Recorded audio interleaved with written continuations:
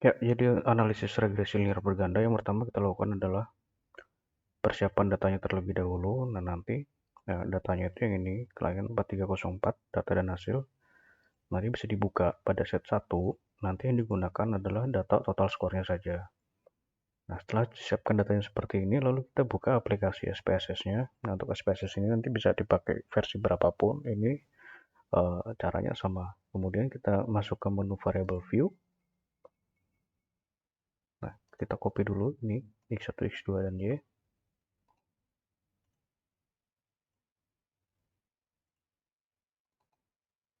Di bagian nama, name, kemudian label, kita juga masukkan labelnya.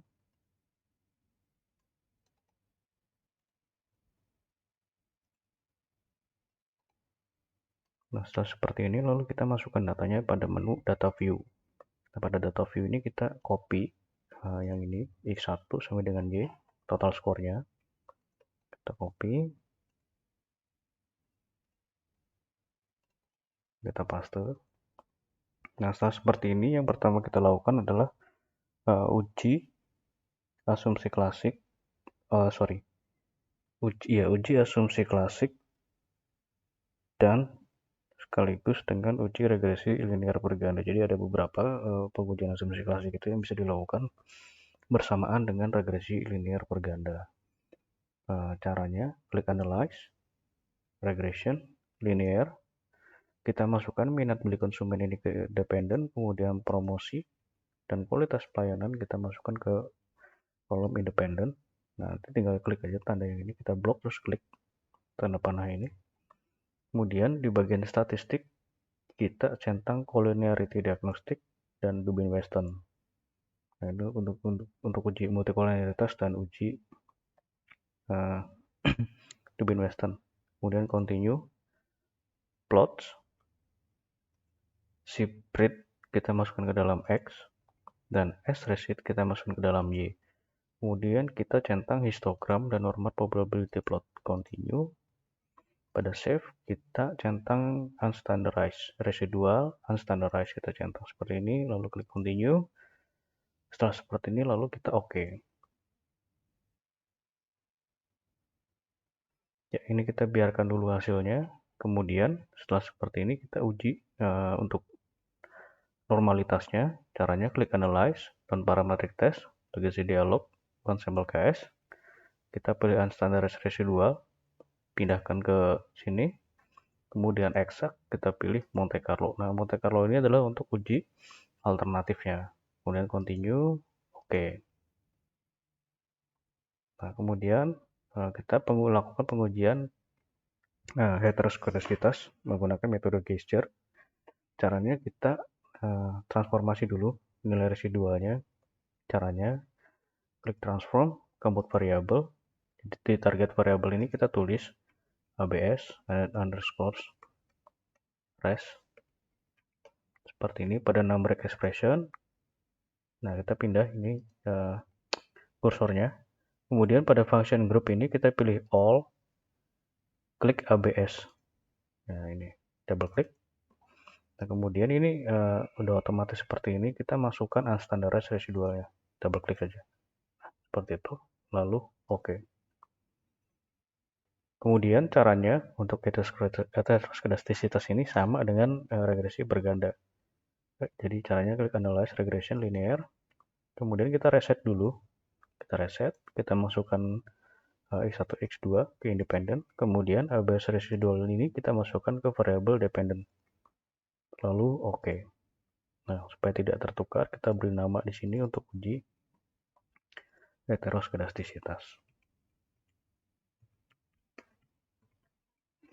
Nah, setelah seperti ini, ya, kita lakukan juga uji linearitas. Caranya, klik analyze, kemudian ke compare means, lalu means, ya. Independent kita masukkan X1 dan X2, kemudian dependent ini kita masukkan minat beli konsumen. Option, kemudian centang test of linearity. Continue, oke. Nah, pada tabel ini, jadi ini adalah untuk tabel R-square, kemudian ini untuk uji Dewey-Marston. Nah, untuk interpretasinya nanti bisa dilihat di sini. Uji asumsi klasik itu yang pertama, kita lihat dulu hasilnya seperti ini. Jadi yang diambil itu adalah tabel yang memiliki uji asumsi klasik. Nah, ini yang sudah saya urutkan, namun caranya itu seperti ini. Jadi kita lihat dulu yang normalitas ini. Nah, pada uji normalitas ini yang bisa dilihat ini adalah nilai asumsi atau Monte Carlo-nya. Jadi ketika salah satu kedua nilai ini sudah di atas 0,05, maka dinyatakan normal. Nah, pada data ini seluruhnya sudah di atas 0,05, berarti terdistribusi normal. Nah, kemudian untuk grafik normalitas juga bisa dilihat dari penggunaan grafik histogram ini telah membentuk lonceng artinya normal. Kemudian untuk pp plot ini titik-titiknya ini mengikuti arah garis diagonalnya. Berarti ini juga bisa dikatakan normal. Jadi ada beberapa cara untuk mengetahui normalitas, cuma yang paling umum dilakukan adalah dengan menggunakan uji Kolmogorov-Smirnov. Kemudian ini adalah nilai DW di Dewey-Marston untuk tadi yang di atas. Ini di Dewey-Marston ini untuk uji autokorelasi. Jadi untuk uji autokorelasi ini untuk mengetahui apakah terdapat hubungan pada variabelnya dia sendiri gitu. Yaitu tidak boleh harus berhubungan dengan variabel lain. Nah, pada uji autokorelasi ini nanti bisa dilihat ini interpretasinya. Saya rasa cukup jelas, jadi nanti ya, tinggal bandingkan saja nilai yang kita peroleh ini dengan nilai 4 min DU dan nilai DU-nya. Untuk multikolonialitas, nilai fifth yang nanti ada di sini. Dari tabel koefisien ini ada nilai fifth. Nilai fifth ini harus di bawah 10. Nah, sudah di bawah 10 untuk multikolonialitas. Untuk uji heteroskedasitas, nah yang saya bilang tadi. Nah, ini untuk uji heteroskedastisitas itu ada dua metode. Yang ini adalah metode Geisser.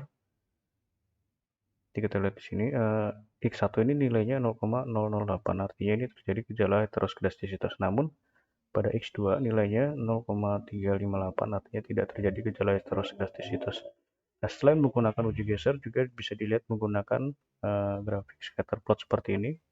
Pada grafik scatterplot ini terlihat bahwa titik-titiknya ini tidak membentuk suatu pola yang khusus gitu. Artinya ini bisa dikatakan bebas dari gejala heteroskedastisitas. Nanti tinggal dipilih saja mau menggunakan scatterplot atau menggunakan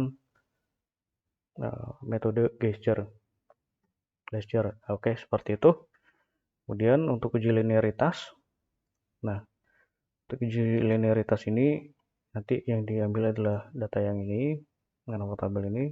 Jadi yang dilihat itu nilai linearity-nya. Kalau nilai linearity-nya ini sudah di bawah 0,05 berarti hubungannya linear. Jadi ini adalah X1 terhadap Y linear, kemudian X2 terhadap Y linear. Kemudian setelah seperti itu kita lihat juga nilai regresinya. Jadi regresi ini seperti ini. Untuk yang dilihat adalah nilai R-square-nya dan kriterianya. Nah, ini seperti apa nanti bisa dibaca. Kemudian untuk uji F juga ini untuk mengetahui pengaruhnya secara simultan atau secara bersama-sama. Jadi X1, X2 itu terhadap Y bagaimana pengaruhnya gitu kan. Ini sudah signifikan, artinya diterima ada pengaruh gitu. Untuk uji T ini adalah uji parsial, jadi untuk pengujian secara individu atau sendiri-sendiri.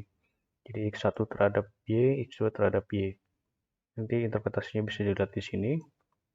Dan yang dilihat adalah nilai signia. Jika di bawah 0,5 maka ini hipotesisnya diterima atau signifikan. Terdapat pengaruh X1 terhadap Y. Terdapat pengaruh yang signifikan antara X2 terhadap Y. Jadi seperti itu. Oke, sekian untuk tata cara. Oh ya, jadi ini hasil ini nanti bisa di copy dengan cara seperti ini. Jadi klik yang paling atas ini, terus tekan shift. Sorry,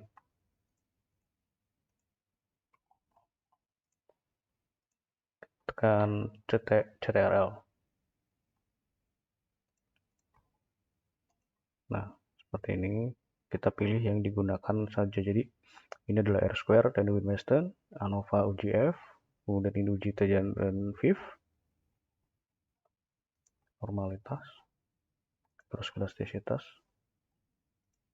linearitas. Kita copy seperti ini, lalu kita pindahkan ke Excel. Untuk lebih mudah kita melakukan interpretasi. Kita rapikan, ya seperti ini. Nah, kemudian setelah seperti ini, lalu kita buat interpretasinya seperti ini. Nah, ini ada yang tabulasi yang biasa saya gunakan. Oke, sekian dari saya. Terima kasih.